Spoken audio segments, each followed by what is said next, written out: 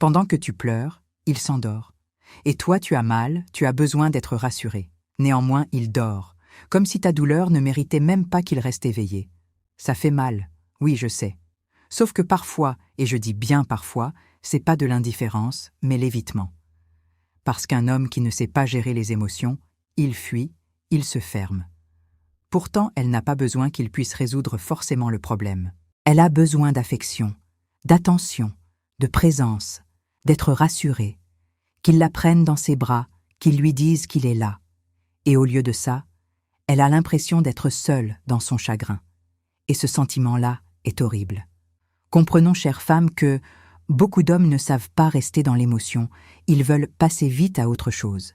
Ils veulent t'éteindre vite. Et quand ils n'arrivent pas, ils préfèrent se fermer. Et souvent, ils dorment pour ne pas affronter la situation. Mais quand on aime, on doit pouvoir écouter même à 2 heures du matin. Parce qu'une femme qui pleure toute seule, pendant que lui, il dort, c'est une femme qui se sent abandonnée. Et si ça devient une habitude, c'est pas rien. C'est le signe qu'il y a quelque chose de cassé. Un homme qui t'aime, il te regarde, il t'écoute, il ne fuit pas ta peine même s'il ne sait pas comment faire, il a simplement à apprendre, c'est comme l'amour, ça s'apprend.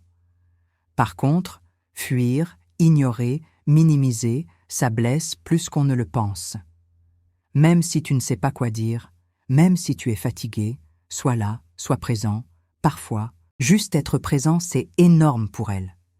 C'est pas toujours facile, mais c'est important pour elle. Si tu pleures à côté de quelqu'un qui dort, pose-toi de bonnes questions sur lui, pas pour l'accuser tout de suite, mais sur toi également. Car très souvent, on n'exprime pas clairement nos attentes. Parce que aimer quelqu'un, c'est rester éveillé quand l'autre s'effondre.